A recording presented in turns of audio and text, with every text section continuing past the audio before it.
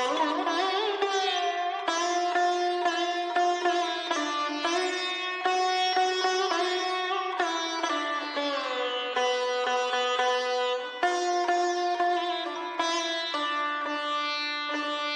evening to all of you, and welcome to another round of discussion on Talking Films Online. Talking Films Online, or TFO in short, is an informal coming together of academic teachers, students, researchers, filmmakers, cinephiles interested in cinema, more importantly, interested in talking and writing about cinema. The online group came together quite spontaneously during the pandemic and lockdown in June 2020. Dr. Geeta Vishwanath and I have been coordinating the activities of TFO since its inception, but there are a whole lot of people who join us and keep the discussion going week after week. So far, we have organized over 150 online events, which include weekly discussions on a pre-decided film, besides a few month-long film festivals and discussions. Um, we had also organized a smartphone short film competition. In fact, we just had the third edition of that competition in June this year for students between 18 to 25 years of age.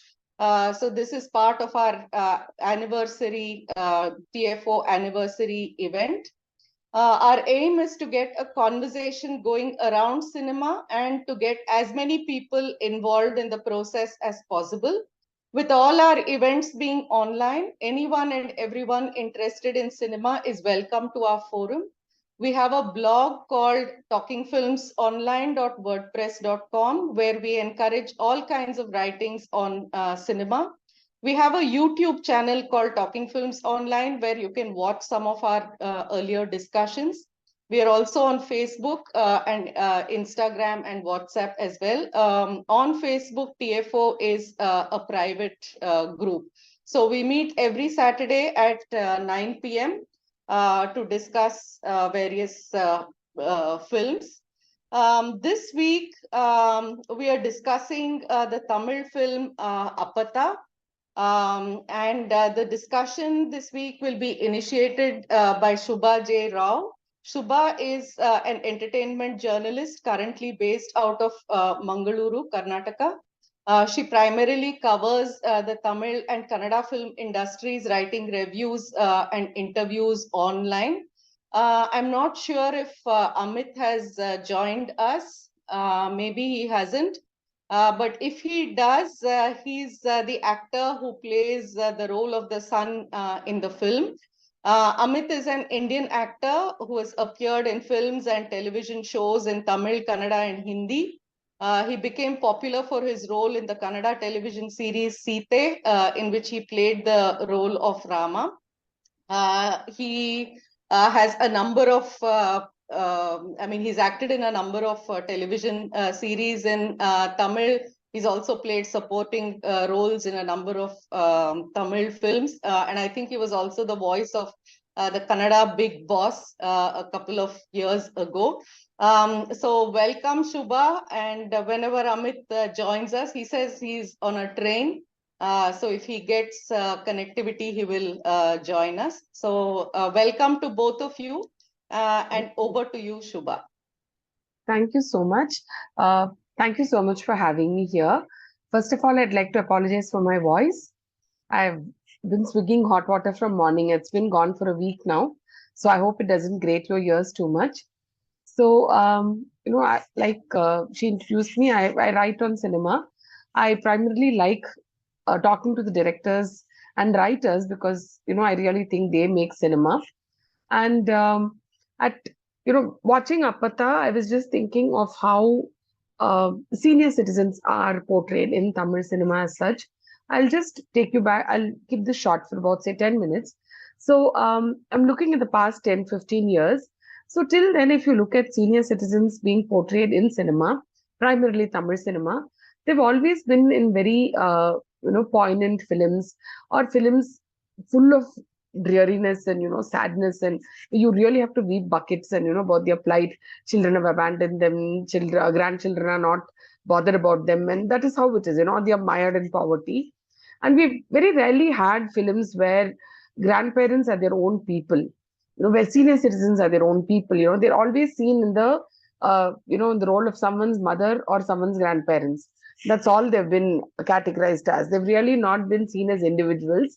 And one of the nice things about Apatha is that it does, treat its lead character, Apatha, played by the wonderful Urvashi, as an individual also, which is a rarity. And Apatha, in many ways, is pretty similar to this other Tamil film that released a couple of years ago called Manjapai, which again had the rural urban conflict in terms of the grandchild going off to the city and the grandfather coming from the village, and people generally mocking him and making fun of him. Till, of course, after a series of events, the grandchild realizes, oh my God, my grandfather is so cool and I should have respected him better. Apatha does not take that trope mercifully. I wouldn't call it a perfect film, but what it does is trigger a lot of thought about how the elderly are portrayed in cinema. So, some of the talking points I thought of was one, whether the senior citizens are looked at as just elders, or are they looked at as individuals, or are they seen in relationship in relation to the bonds they have with the rest of the family? Are they seen as people without families, or are they defined by their families? And is it possible for someone to be an entrepreneur at the age that Apatha is? And these are things that we've not really seen too much in Tamil, which is why I thought that was an interesting talk point. If you look at it in Tamil, I'm just going to take a quick half a second water break. Um, really sorry about this.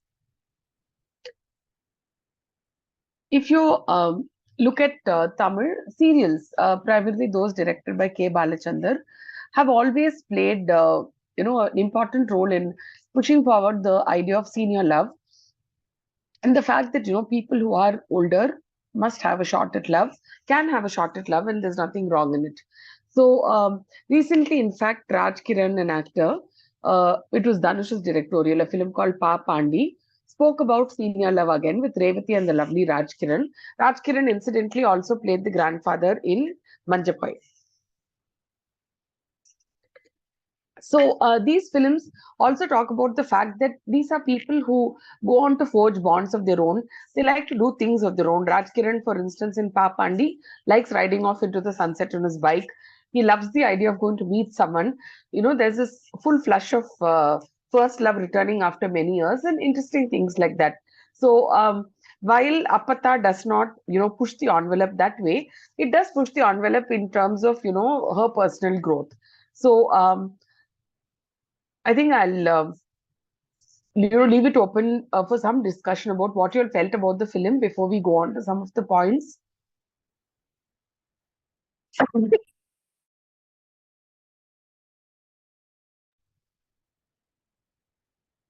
Hello. Subha, okay. You want you want to open the discussion right away? No, we could. I am not primarily someone who takes classes as such, so I like to always put forth points through interaction. But you could tell me how you want it. My voice is not really cooperating, so I think I'll take a 5-minute break and then get back to talking. In the meanwhile, if we can discuss something and then get back, I think it'll be nice. Okay, great. That's also perfectly fine for us. Anyone who wants to respond to the film, if you have anything to say, just unmute yourselves so that I know that you want to speak.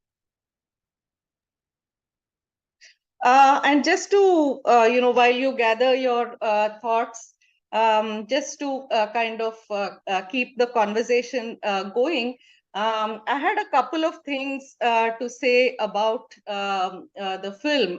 One, of course, as Subha says, the representation of the elderly in cinema, that itself. But also, I thought the casual I mean, there were two aspects to the mother-son relationship, and generally this mother-son relationship from Mother India onwards, I think we have such a moral weight placed on the mother in film after film. Not that it goes away entirely here, but it's a more problematic relationship.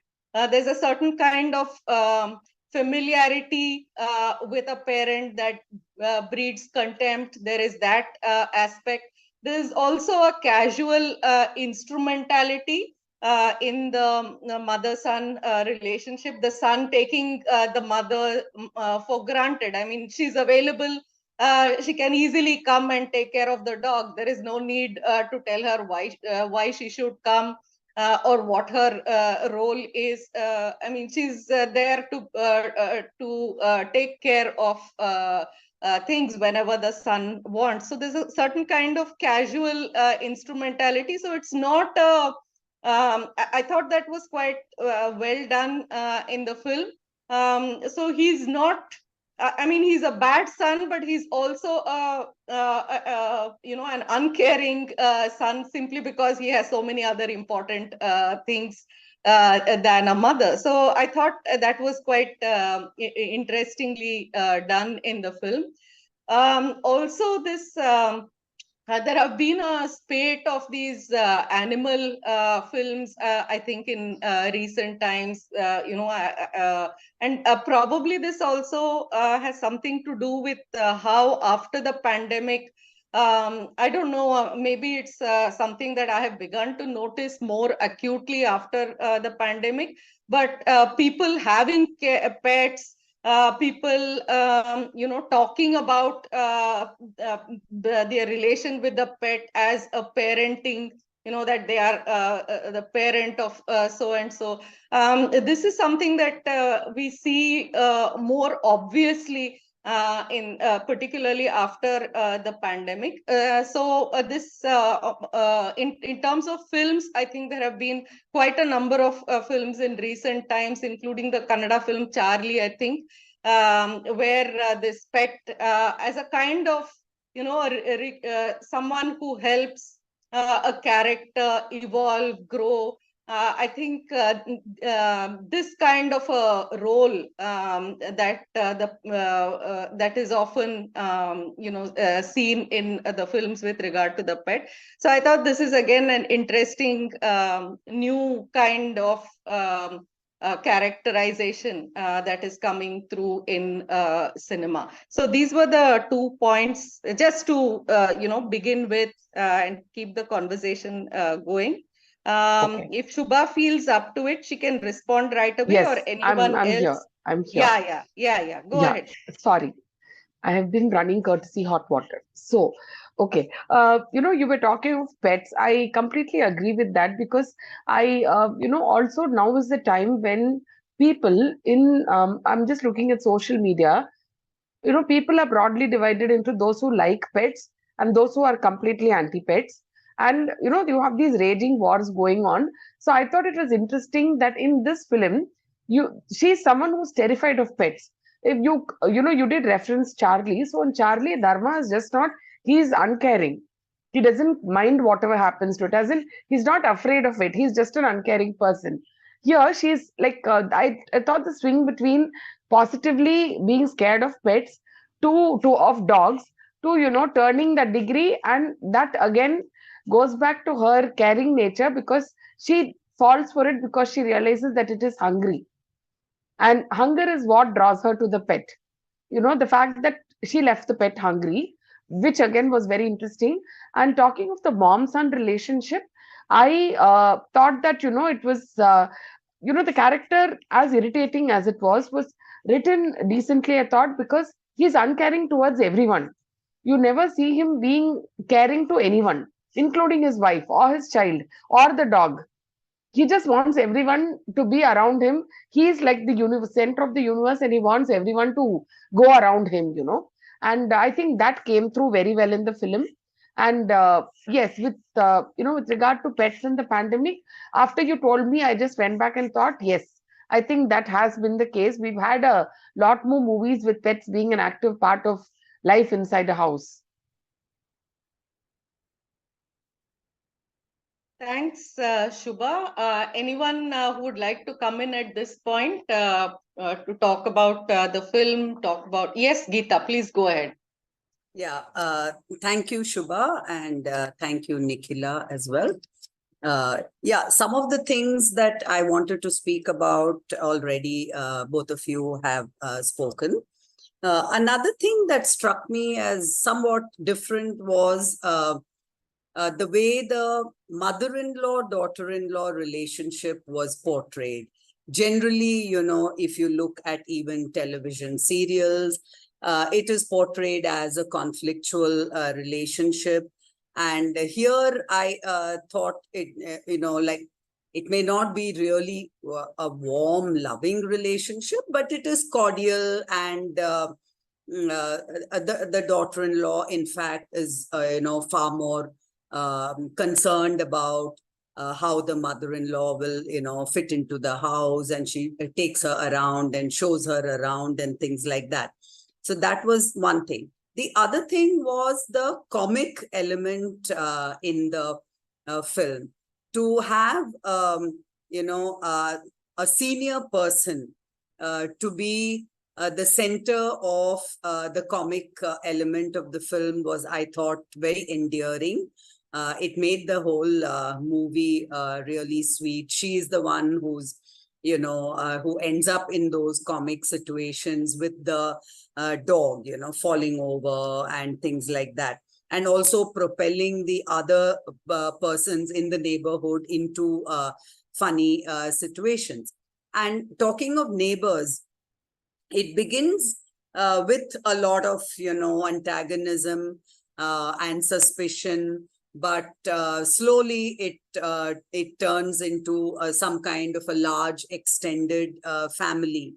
And that is something that is very different from the very first shot of that entire complex, those tall buildings with hardly any people around. So that the very first shot is so cold and distant.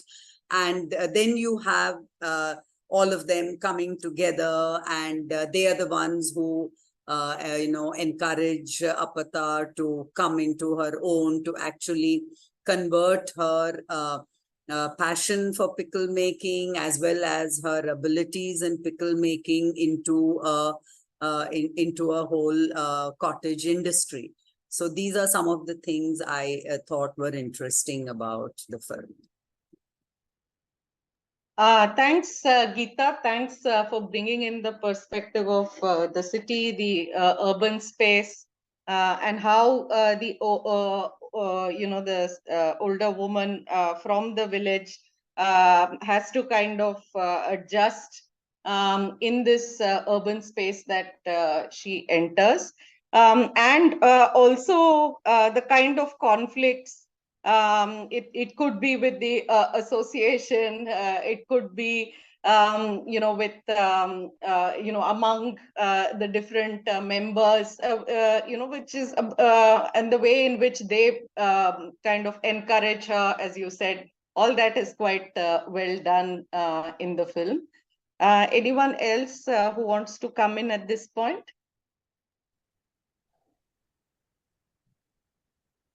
Yes, Tarkeshwar, please go ahead. Yeah, just to join the conversation about the films on quote unquote senior citizens. I have seen as part of this genre mainly in Tamil and in Marathi and also in Kannada. I think Anantnag, Preeti, Prema, Pranaya, something like that. But interesting variation to this is in Tamil. The KD, Karupudurai, that was quite interesting compared to other films. So I just wanted to mention that film because this is a new genre that is coming up. But still, I think the kind of variations that are happening within this thematically in this genre is also quite interesting. It will be interesting to look at why this genre is coming up in the last 10, 15 years, and then the variations within each industry in this genre is also quite interesting, I think.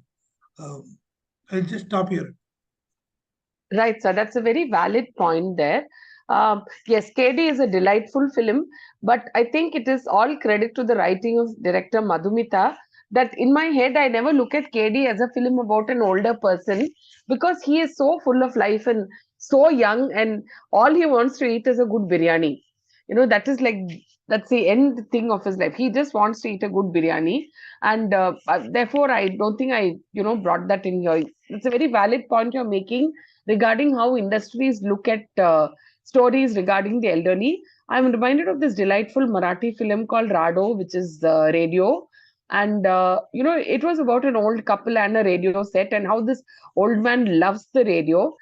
Quite similar to director Hari Vishwanath's Radio Petty, which won Begets Seoul at Busan. So, these are all films which talk about elderly people and their fascination in life, in this case, the radio box and how that kind of drives their life. It's a very valid, lovely perspective you've lent, sir. Thanks. I also want to welcome Amit Bhargav over here. Amit, as you know, played the role of the son, the callous son with great effect. Amit, warm welcome to you to Talking Films Online. Are you able to hear me? Yes, yes, yes, I can hear you. Thank you so much for the warm welcome. I'm very happy to be here with people who are so passionate about movies and have such very unique perspectives to share with all of us. I'm eager to get as many. No, I actually learned quite a lot from all of you. Thanks, Amit.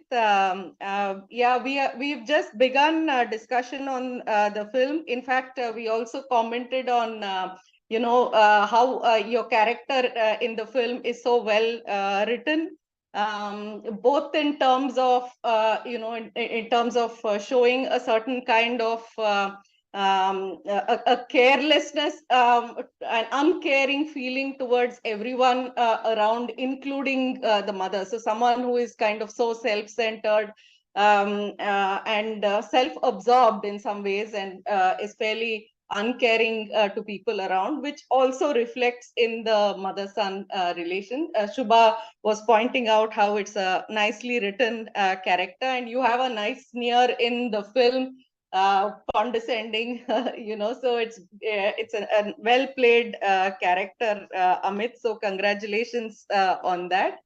Thank you so much. Thank you. Yeah. Anyone? Yeah, please go ahead, Amit. Yeah, it was not. What Priyadarshan sir didn't give me all that much input in the sense of what is the character, what are the character motivations. He kept it very simple. I think his direction style is so unique because he keeps everything very simple. And on set, you can see that simplicity. At the same time, you can.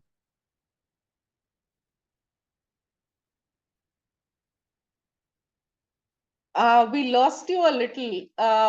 You were talking about simplicity, but after that we lost you. Yeah, I just suddenly got a call, and that's why. 1 minute. Yeah. Yeah. Can you? Yes. Now we can hear you. Go ahead. Yeah. So it was a very great experience that way because I had to explore the character for myself as to why is he always so hateful towards his mother, why is he so opportunistic, and why does he hate the smell of pickle itself.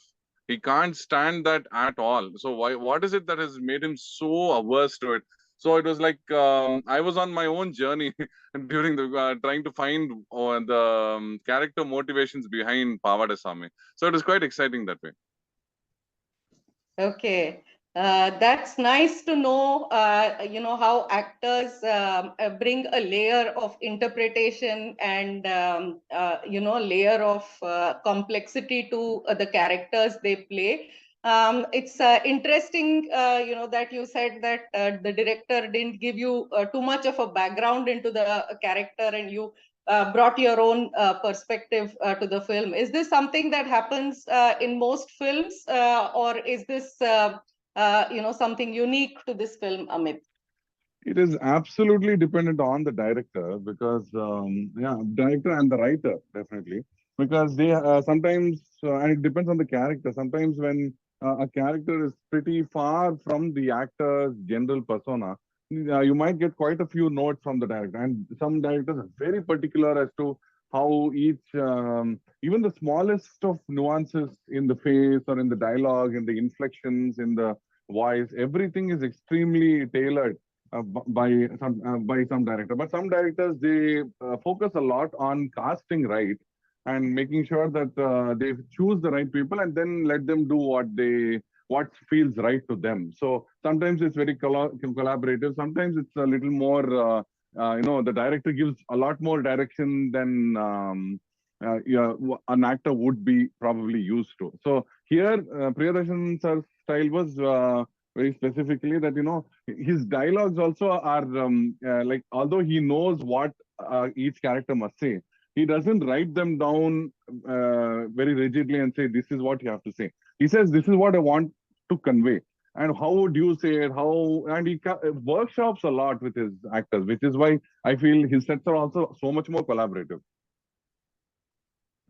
Okay, so this is a very interesting perspective. Amit, we are a film discussion group, but we are not generally, at least, I can say this for most of us, we don't know what is happening on the sets. So we watch a film and then we comment about it, but we don't really know, what is happening in terms of its making. So on Talking Films Online, one of the reasons, it is a kind of a dialogic platform is because we have actors like you, sometimes directors, sometimes producers, sometimes even subtitlers come to this forum to give us a different perspective. Really appreciate, that you could join us, Amit, today. Do continue to be there. I'm not saying that you should disappear now. Anyone else Yeah, who wants I'm to say here. something? Yes, Shubha. Amit, hi, Shubha, this is please. Shubha here. Yes. Hi, ma'am. Yeah, hi. Amit, I wanted to find out from you. Your character was written very well in the sense that it was at one same plane, from childhood to adulthood. There was the same level of irritation. And, Yeah. You were talking about how, sometimes it's in contrast to the kind of person we are in life. So, how did what did you keep your peg as your character for your character in the sense that I need to touch this level of irritation? I shouldn't show much on my face, but this is the level of irritation I'm aspiring for, because your character is pretty uncaring to everyone. He's not Yeah. like very affectionate to some and not affectionate to some. He's just uncaring. So how was it to play a character? Like, to feel on screen is interesting. Yeah. It requires, but to not feel requires even more work. So how did Yeah. you play it? So I could probably tell you what I thought internally. I, of course, drew a lot of inspiration from people I knew and the things I've seen. Like, you try and bring some of real life into your performances, which is what makes it a lot more real. But what the core of this character, I could say, was self-hate. So in my mind, he derives all this hate that he puts out into the world, or not hate, at least a lot of irritation or perturbation, what you may call it. He derives a lot of that from his own self-hate that he has. Like, when you see somebody who has a lot of disregard for their parents or their homeland or their language or or their cultural background, I see that it comes from a place of self-hate. They're not very happy with themselves, which they try to sort of project onto the world around them and to the people that are closest to them. So here, I could see that he hates his mother for being a pickle seller and not educated like other moms. But in all honesty, even if his mom was all that, he would still probably hate himself and then outwardly project that hate. So this is where I derived those those character traits of constantly putting down other people, not putting down, at least showing irritation towards them in some way, shape, or form. Thank you Thanks. so much. Thank you. Yeah, thanks, Amit. That was really a perceptive remark and analysis of the character. Anyone else who wants to come in at this point?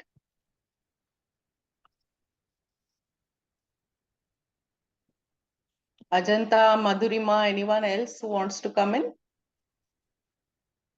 Please unmute yourself so that I know you want to speak.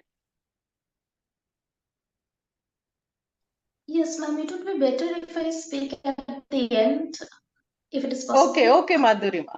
Yeah, okay. I mean, yeah, you can suit yourself. Yeah, sure. Anyone else? Geeta, any questions for Amit? No, not really. He seems to have already answered most of the questions, and he has said a lot about how he actually thought out this character. And I think that's a lot of actors, call themselves a director's actor. The director says something and then the actor kind of just fulfills the director's vision. But Amit seems to come across as someone who thinks it out himself and then brings that to the scene. At least that's what I got from what he said. Am I right, Amit? Yes, I guess I do that a lot, because a lot more if the director doesn't give me a lot to work with. Like if he doesn't say this is exactly how I want you to play it. But I do consider myself more collaborative than somebody who just does what he's told, because I have a lot of thoughts. I try to keep my eyes and ears open to the world outside, and I try to grasp as much knowledge that comes my way, and something that doesn't come my way, I go and seek it out as well. So since I have a lot of ideas, I love to work with people who are more collaborative, who like to listen to fresher ideas, because why would somebody have cast me? It's not just for the look, it's also for so many other things. It's not just the outward thing, it's also what you bring to it as an actor. So since it's a collaborative effort, even somebody like a costume designer also, he doesn't just do what he's told, he brings something to the table, which is what makes it a lot more special.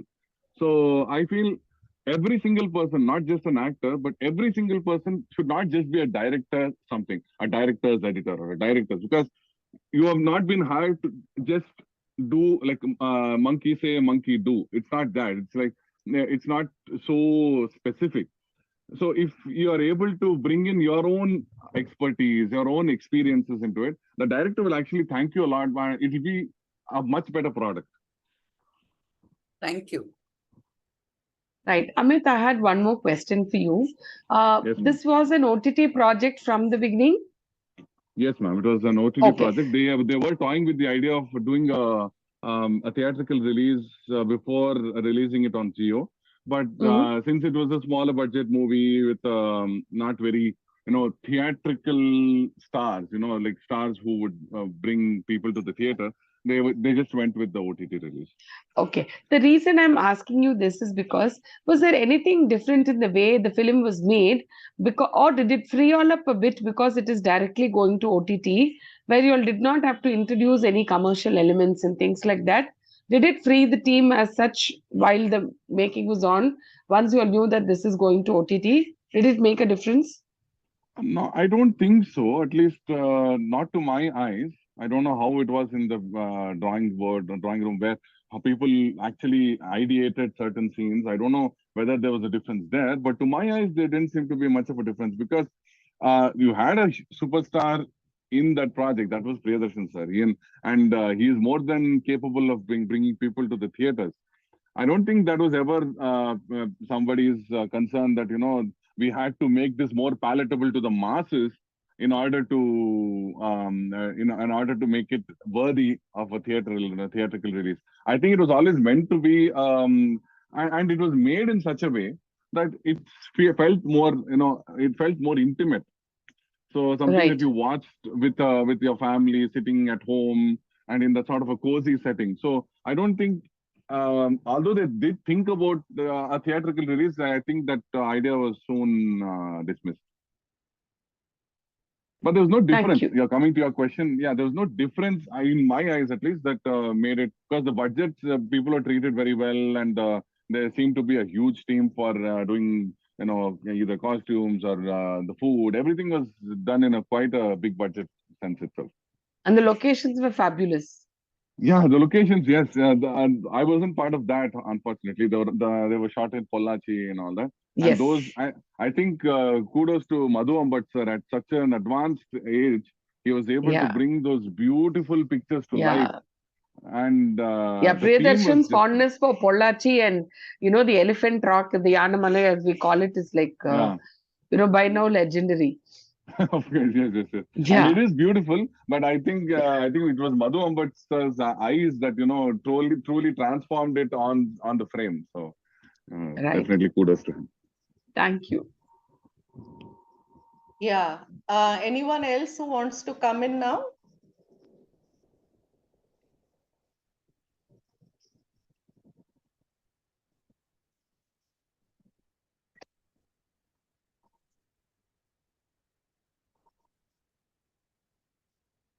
Jai Srinivas, anything to say? Have you watched the film Shruti, Jai Srinivas, anyone? Nah, I haven't watched the movie, so I'm sorry. Oh, I'm just okay, listening to okay. it. Maybe watch it Okay. later. So Okay, sorry. okay, Yeah. sure, sure, Okay, sure. so one more point I wanted to raise was, I thought this film kind of erased the class and caste divide in terms of the pickle making unit as such.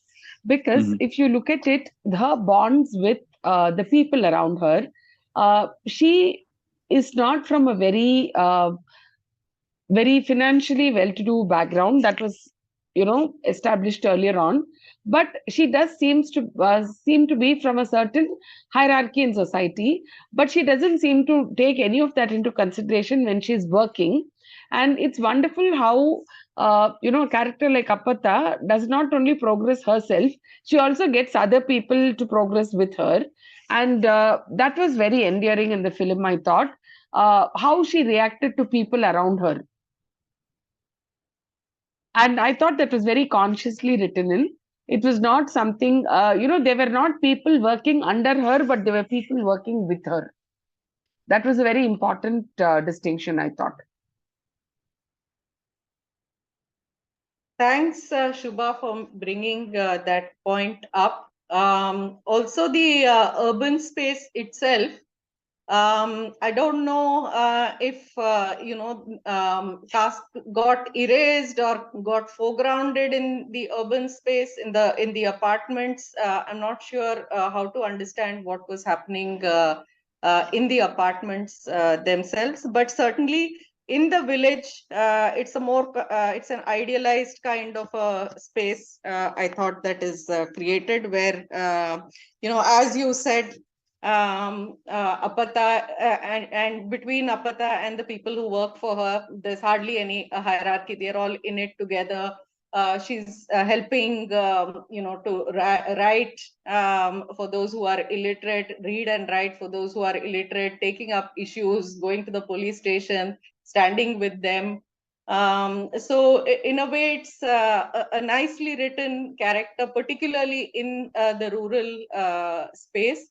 But what happens in the urban space, I don't know, Shubha, how you would see that. So talking about the rural space, I'd like to add one more thing. One more endearing part of the character was that when people ask her for the secret powder, she's willing to share the powder, but not the recipe. And she says, once this is over, I will send you more. So she is generous, but she knows that there are some things that are just hers alone. She's not willing to give up on that. And in the urban space, in the apartment, Amit, you can correct me if I'm wrong in my observation here. In the apartment, I thought the distinction was more between, a senior set of people who probably were there from the beginning. If you look at the one person who could be called the remote villain, it is the person who is supposed to be from Reliance. and who generally picks a quarrel with everyone, who's the apartment secretary. And he also is turned into an object of ridicule. But as in, he's someone that people poke fun at, and I don't know. I'm not able to really put a finger exactly on whether it has something to do with class. But hierarchy, I thought, was a little obvious there, even though it was an apartment, and the song that comes in when all of them are celebrating Diwali. I think that showed the various people in the apartment how Apatha has brought them all together. So ultimately, they all got together, yes, but I think till that they were all certain distinct definite groups, and then she brings them together. I never saw that sort of divide. At least when I don't know, when I saw the movie and I saw how they were shooting it and all that. I don't know whether that was where the entire society was brought together by her. Maybe they were probably going for that. I'm not sure. It's possible. But it was more about her journey. I think it was more a very character-driven piece for her. That she was, now, who is Apatha and how did she come? What is her character arc? More than the apartment. But she did bring people together. But I don't think it was a very disjointed type of setting which she came and transformed. At least it was not. It didn't seem like that to me. Okay, thank you. It felt that way to me because, as secretary, he's kind of, picking on people to do various things, asking for maintenance dues, and that person just for a lark says, I'm not going to be giving you the maintenance. And it's not a very easy relationship, but it does become easy ultimately. That is what I was asking. Yeah, Yeah, that's true. Tarakeshwar. Okay, sorry. Go ahead, Sure, Amit. yeah. No, I guess that's true. Yeah, he does become a lot easier. He does pick on people, and generally people look at him as a very cantankerous person. But then, yeah, and she is able to at least galvanize all of them with their common love for pickles and general. She kind of endears herself to them, even though it starts off on a very shaky ground. That she causes so many accidents, and those accidents seem like it could have ended pretty fatally for any one of those people. That was pretty serious. So I guess after Yeah, that, that character ended with earning the love of all those people who lived there. So that was quite right. And, heartwarming. Nikhila, you did ask about urban, bonds. So I was thinking one very interesting, those of you who lived in Chennai in this group will know that Chennai's auto drivers are not particularly the kind who are endearing. If you get on in the morning in the train, they'll, make you wonder why you even woke up in the morning because, they can be really cantankerous. But it was very interesting how, even in that city, Apatha found this one auto driver who's very kind. And a very interesting touch was he tells her then that, you can call me for anything. And after that, every time Apatha goes, it is in his auto. It was a very, very nice touch. She manages to create her own ecosystem even in the city where she is living temporarily. Thanks, Shubha, for noticing and bringing our attention to some of these aspects of the film. Tarakeshwar wanted to come in. Yeah, go ahead, Tarakeshwar. Yeah, see the conflict between two generations within a family is not something new, especially the children not ready to acknowledge the class background of the parents when they move out of that class uh, is something that is quite old. In 80s in Canada itself, I've seen umpteen number of what family stories. The conflict between the parents and the kids who have moved out. Are kids trying to extract uh, what else they could extract from the parents and then make them uh, whatever they had for their last period of life. In that sense, that is quite common. Even in not only in the commercial movies, even in offbeat movies, uh, there is an occasion when the people who have moved out to city who are better off economically coming back, and then the conflict between the two and they have their own set of problems in the city, and they also want money. This is something that we see both in the commercial movies as well as in the offbeat movies. So in that sense, that theme itself per se is not new.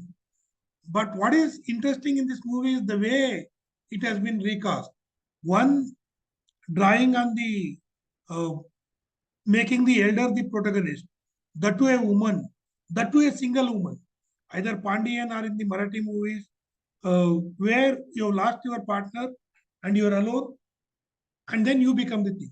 So the earlier family movies, both parents would leave, the father and mother, and the children will have conflict with them, or they ditch them, and the ensuing conflict would be there.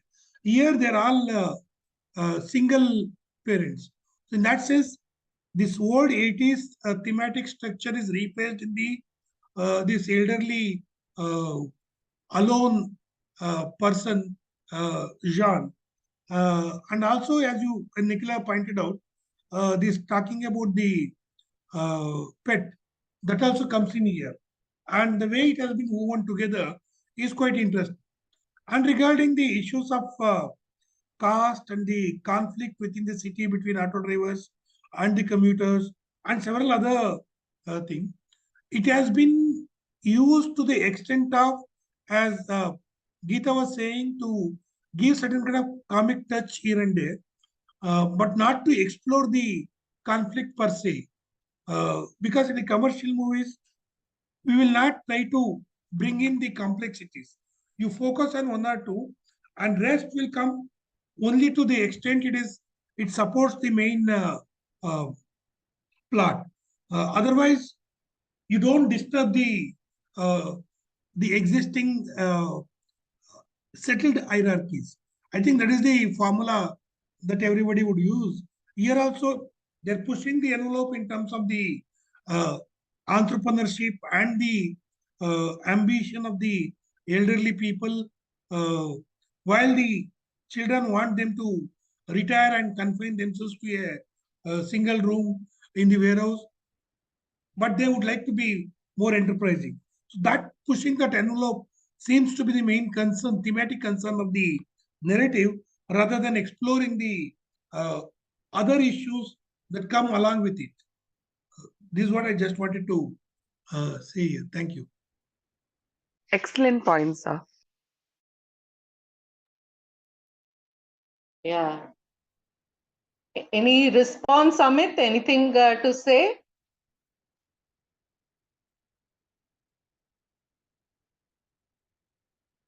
Okay, anyone else? It's been Ajanta? cutting in and out because I'm traveling and I know I've been in the signal is coming and going. So I don't know whether I can be on the call any longer because I think it's going to cut out soon. If anyone has anything to ask about the movie or any notes about the performance of the movie, please do share it with me. If I'm able to listen in, I'll definitely listen in. Otherwise, I think it'll get cut out soon. Okay, Ajanta, Madhurima, anything to ask Amit before he leaves us?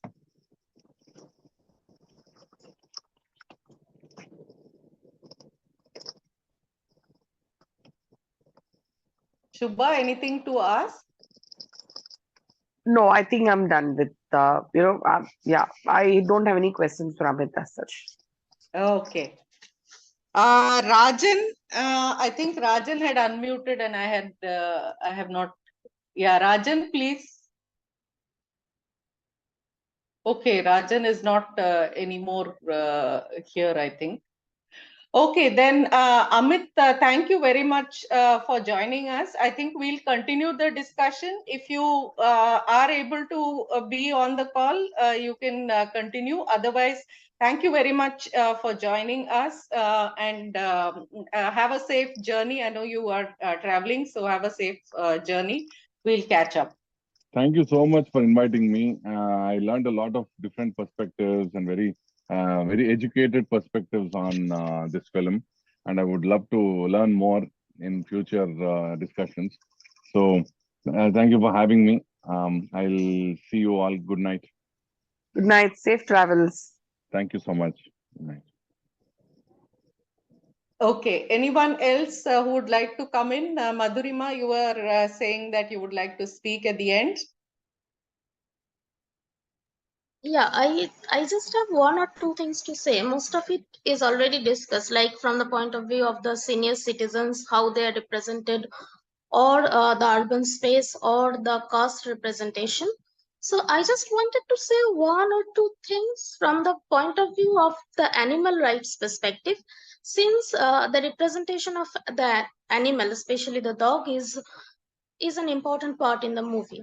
So there are two things I just wanted to say. One is the idea of the pet parent that probably Nikhila ma'am said in the beginning, how it is coming up, especially after the pandemic. And the second thing is discrimination on the basis of dog breed. Since the movie is set in 2023, that is a very recent movie. So that is why I think these two things are very important, because this idea of the pet parent, this whole thing develops from the fact that you were supposed to treat the pet, that is the dog or cat or any other pet, as one of your family members, especially as your child. But in this movie, that does not happen. Like even with the family, that is Sam and his wife and the children, they never treat the dog as their family member. And uh, uh, with the intervention of Sam's mother, it gets changed. But still, the dog is more of a status symbol, and it is neither criticized nor deconstructed towards the end of the movie. And this discrimination on the basis of the dog breed. So if we see this posh locality, I forgot the name of this apartment and all. So there was a scene when there were many dogs who were on the outside probably playing and all. So all these dogs belong to this certain specific foreign breeds, and that is more of a status symbol that they are expected to maintain within that society. And the other thing is the vet's comment when the dog gets sick, and the vet says that the Indian dogs, yes, they can tolerate this kind of foods, but this is a foreign breed, this cannot tolerate. Now this idea is medically contested, because if we see this many animal rights forums or many NGOs, they constantly brings up this issue that yes, the foreign breeds do have certain differences, but it does not mean that they are uh, dramatically different from each other. So what happens towards the end, as I find it, is that this binary, because Apatha gets very connected to this particular dog, but I don't see any. I don't know when does his perception regarding the stray dogs also change? That is never shown in the movie. So this binary that the stray dogs are very violent, and while the foreign breeds are helpful, intelligent, and lovable, this gets somewhat constructed towards throughout the movie, somewhat implicitly, but it is still there. And since there are many laws and many court orders coming up, especially with relation to this probably Nagpur municipal decision that you cannot feed the stray dogs. Uh, and there were many court orders related to that. So I expected something more from the movie, from the point of view of the animal rights movement that is going on. So that is all I wanted to say. Apart from it, I really enjoyed watching the movie. Apart from the issues, it is really fun to watch this movie. I found it. Yeah, thank you for recommending the movie. Okay. Thanks, Madhurima, for that perspective. I too was thinking about the dog here in the apartment complex and as a status symbol. I think it's something that I have begun to observe, in recent times more acutely about how it becomes a status symbol.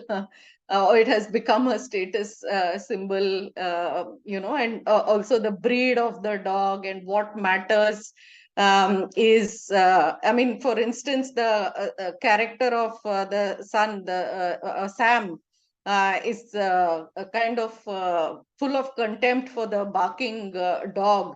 So how the dog is treated in the house is somewhat different from how a family, sees having a dog, or a family with a dog is, kind of considered. So it's become like a symbol of class, though within the house, it could be treated fairly shabbily. So animal rights also in those terms, in terms of how these animals are locked up and treated within the house. But interesting perspective, Madhurima. Anyone else who would like to come in? Yeah, I just wanted to add to that if I could. Yes, In please fact, go there is ahead. one dialogue where, the watchman tells Urvashi's character of Apatha that the dog is a very violent dog. And it takes the neighbor to tell her that, the dog is going to respond the way you respond to it. And if you treat it badly, it is going to treat you badly too. And if you show it love, it's going to show you love right back. And she says that all that happened is that the dog is hungry, and that is about it. And that kind of, I think, changes Apatha's opinion about everything. And that is when she opens her heart enough to discover that he's hungry, which is why he's been doing the things he's been doing. And I think it took someone to tell her that what people think about the dog does not matter. How you treat the dog and how it responds to you, that is what you should be going by. I think that was an important point.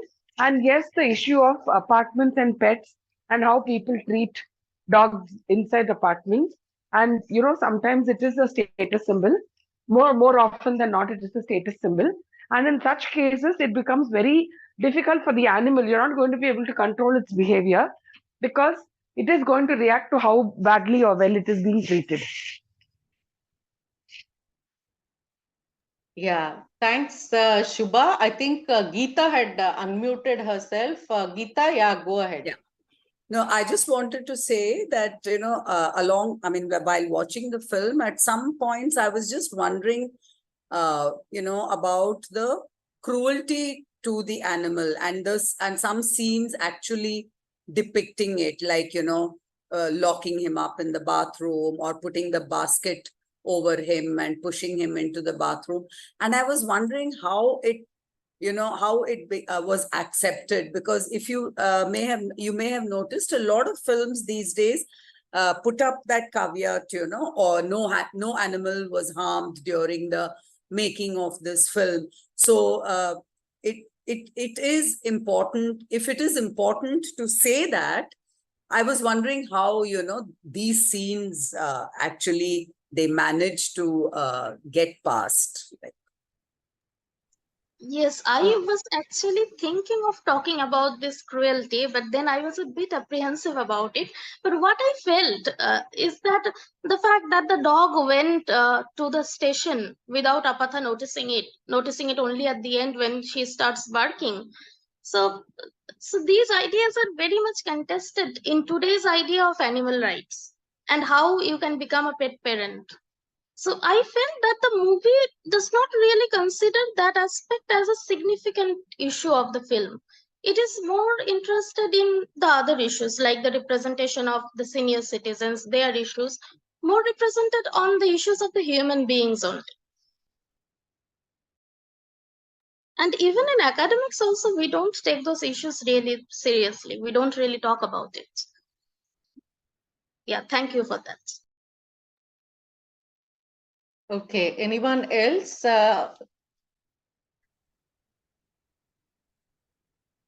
Any other points to make? Nikhila, I want to say something, and again, apologies. Yeah. I've only watched the film kind of, because of the induction going on here on and off. But and I was also afraid to talk of this, the point that Madhurima raised, but actually that is also for me really a point of concern, and the point that Geeta raised. And absolutely right, this is not a film where the dog played a big part, I think, even in the trailer of the film. And this was also commented on, I was reading the reviews extensively. This is, of course, it's a human story. The dog is just as a prop. And I was wondering, because at the really important point that Madhurima raised, that in a sense, all our discussions are just about this one species. We have had one or two really interesting kind of non-human centered films, no?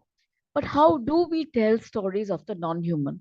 And I constantly think these days, because I'm also reading Smoke and Ashes, Amitabh Ghosh's, and for him, this is, and the pandemic has brought this out so very vividly. How do we tell non-human stories? For him, that is the central task. In a sense, the human story has become so repetitive, and we're in the middle of a mass extinction and all of that, no? So how do we tell? How do we actually tell the story of a dog? And it probably sounded ridiculous, so I didn't want to raise this point at all. But since we are discussing this now, I hope you don't mind my saying it. Okay, thanks, Ajanta. Yeah, Shubha, please go ahead. Um, well, so I'm again going to now. I don't know if Ajanta has watched Charlie. Have you watched the I've Kannada film Charlie? No, ma'am, but I've read about it. I've not watched Okay, it, but I've read about it. Yes. okay. Nikhil had referenced it, therefore I will use that as an example. So Charlie again is a film with full of heart. It's all heart. Like you don't really look for logic, but there's a lot of heart in the film. And the character in the film, the dog is not an indie dog. It is a foreign breed, and it's beautiful and it looks great. And they wanted it in a particular color so that it looks great on screen and it looks well against the snow and things like that.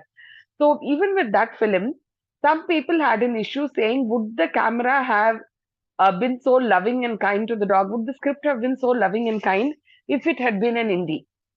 So this, I guess slowly they are trying to bring in some kind of equality among human beings. I think filmmakers will eventually get there, where they, look at how animals are written into the script and how they are made. Charlie, for instance, was written with a lot of love. You could have mentally substituted that breed of dog with anything else and it might have worked. But I understood what the director said when he meant that visually he was looking for a particular look on screen, and for that he wanted that particular breed. In this film, I believe that, with every apartment, like there are some apartments which have a strict no pets policy, and there are apartments where dogs are allowed. And even there, I definitely think there is a hierarchy at play. Indie dogs are not really looked up to. They are looked down upon, and people who look after indie dogs are looked at as rescuers and not really as pet parents. So you have all these issues playing there. Definitely, there is a lot of class politics happening there. Um, in this film, I just felt that, excuse me,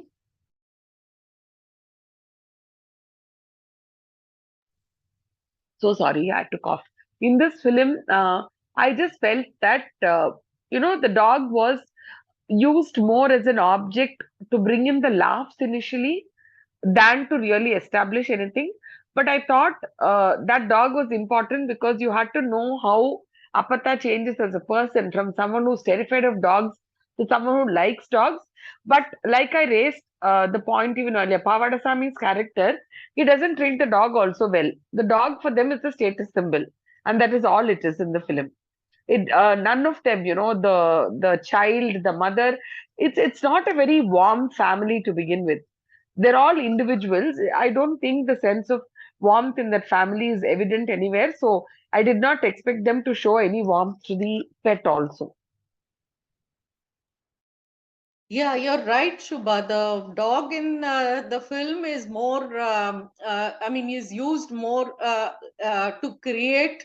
One, of course, is the laughs, but also to heighten the disjuncture between the village that she has left behind and the strange urban setting into which she has been, kind of thrust into. So she's getting into a situation which, at least to begin with, seems completely out of her depth. So it's not something that she has bargained for. So, and she's forced to do things that, she had never thought she would be doing, like taking care of her dog. So initially, I think the dog is, the function of the dog is to show the big leap that she has to make with the move from her village to this urban setting. But strangely, as the film progresses, the dog, the incident with the dog getting locked up in the bathroom and the water, kind of overflowing, that is what also helps other people, brings other people into the apartment. And so she becomes a kind of center around whom the rest of the apartment dwellers come together. So there's also a larger change that is happening to her place thanks to the dog. So that is also, I think, happening in the film. Anyone else who wants to say anything? Yes, Tarkeshwar. This is regarding the issue that was raised by initially Madhumit and Geeta.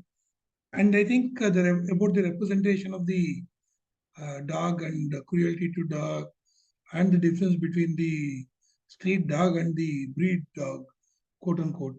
And then I think Ajanta pushed the discussion further, not simply about the representation and the treatment of dog to how do we tell the story of animals without using them. And if let me rephrase it in terms of how do we tell the story of cruelty towards animal without showing the cruelty towards animal on screen. So it might sound like a kind of this is a kind of dilemma that not only in the issue of animal and several other issues. So how do we portray violence on screen? By showing the violence, are we, though we are trying to say that it is wrong, does showing itself encourages it? Is the question. It also, in the context of censorship on violence, and then on quote unquote obscene issues portrayed there, it applies to everything. See, if you're writing, you have the license. You can write about it. That he hit the dog because he wanted to show anger towards somebody else, but he showed it on the dog. That can be easily said. But you can't show it on screen. This is the question that why we have this obsession with not showing visually on screen, but we give certain kind of leniency and freedom to the writing, but not to the showing on screen. And then on a lighter tone, I can always say that with digital editing, anything can be shown now without actually dogs being treated badly. You can show it on screen. So you don't have to treat the dogs badly to show that the dogs are treated badly. So with the graphics editing, it's possible. But that is on a later tone. But about the other issues of dog, I think we're expecting it to stand up to what we think as more not just human but animal world.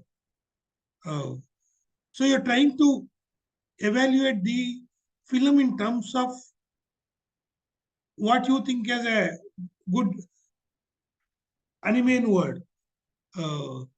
I think that is highly problematic because especially in commercial movies, and expecting it and trying to question it would be a problem. Even in terms of, not only in terms of animals, there are a lot of contradictions in the plot. And especially if you're placing the plot in the context of your own experience of society, you will find it many. Even the transformation that happens in two major characters vis-a-vis the Kannamma, the elderly person. One is that apartment secretary and then her own son. It is very sudden, dramatic. It's more like they're going to lose something if they don't transform themselves. So it is not uh, a character that undergoes transformation because of the actions in the plot, but because the plot moves in such a way that if they don't change themselves, then they will end up in the losing end. So that's why they are doing it. It's more a kind of for their own benefit they have to change. It sounds like that. So in that sense, expecting this film to give you rounded characters and then a more anim, like human anim word is something too, I would say, not realistic. Thank you. Yeah, Can and I come in? yes, please go ahead. Yes, Geeta. Yeah, no, I was just reminded of a Punjabi film, Chauthi Koot, which incidentally we have also discussed on TFO, where again, a dog is a major character in the film, one who also propels the plot forward. And there, interestingly, Gurvinder Singh, the director of Chauthi Koot, he yes does portray cruelty to that animal called Tommy, to the dog called Tommy, but he uses the sonic dimension. The camera is not on the dog, but you have the sound of the yelping dog when he's being beaten. So that is, again, that's also cruel, because what happens to the viewer of that film is ultimately what matters, because the cruelty is still being registered in the mind of the viewer, even if it is not visually depicted. So that point about do we have to show cruelty to depict cruelty, that Tarkeshwar raised, I thought was very interesting, and I was reminded of Chauthi Koot.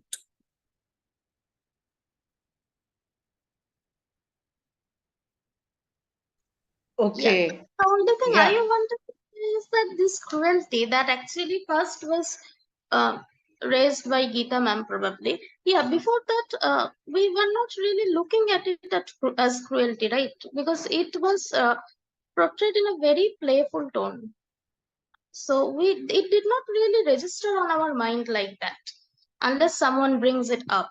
So I'm not really expecting the commercial films to give a full-fledged portrayal of these animals. But also in the academic sphere, like I first came across this issue when I read this probably George Orwell's essay, Shooting an Elephant. And there are multiple criticisms of this essay and how it helps, but no one really talks about the elephant. Yeah, it is probably not even that interesting also, but I wanted to raise the fact that we don't really look at that aspect. So I wanted to point out that aspect only. Yeah, thank you. Madhurima, it's a very important point. Sorry, Nikhil and Geeta, may I? Yes, please go ahead, Ajanta. This is a subject so close to my heart, and I'm so happy to be discussing it with you all. So, Elizabeth Costello, right? A Coetzee. I feel very, very powerful. Darida, the animal that I am. And I was, this idea of reason versus non-reason, sentient versus non-sentient. And, if you look back right up, right back to, what's this? Gulliver, right? At the end, he finds wisdom in the land of the horses. Nietzsche kind of, doing his cartwheels and then crossing over to the other side. I've also often thought about this, that philosophers in some ways pointing to the limits of reason. And certainly, with people like Jared and Coetzee, it's very, very obvious. But this is a point that we do not discuss very often. And our discussions, I think Madhurima really has a point and one very close to my heart. In some ways, unless you're talking of the environment movement, but somehow we think that, it's the human story that's all enveloping. So it's just a point that I want to endorse. And, all of the politics around feeding the stray dogs in the apartments and the new urban spaces, the new gentrification. I thought really, really important points raised by Madhurima and Geeta and all of you, and Shubha, and thanks very much. Okay, Thank you, ma'am. thanks. Yeah. Thank you. Yeah, anyone else would like to come in before we wind up the discussion?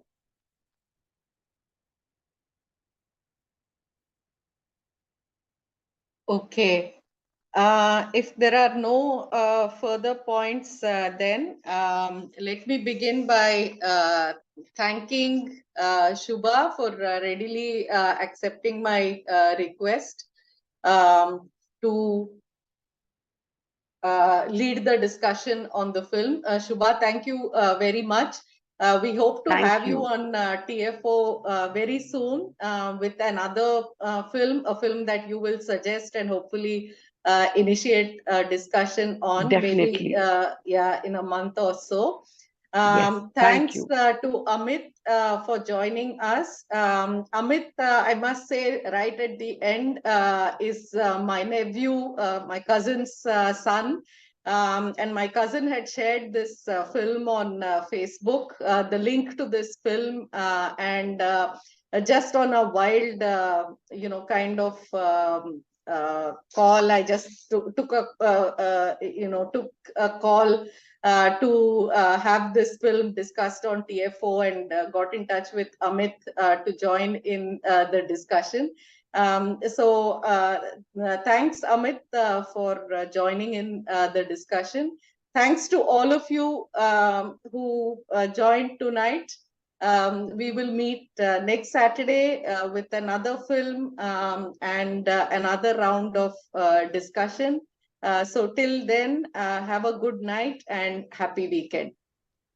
Good Thank night. you, Thank Shubha. you Thank so you, Thank much. everyone. Thank you, Thank Shubha. you so Thank you. much. It was a Good joy night. speaking to all of you. Good night. Thank Good you. night. Good Bye. night. Good night. Do Night. join us. Do join us again. Yes, definitely. Thank you. Thank you.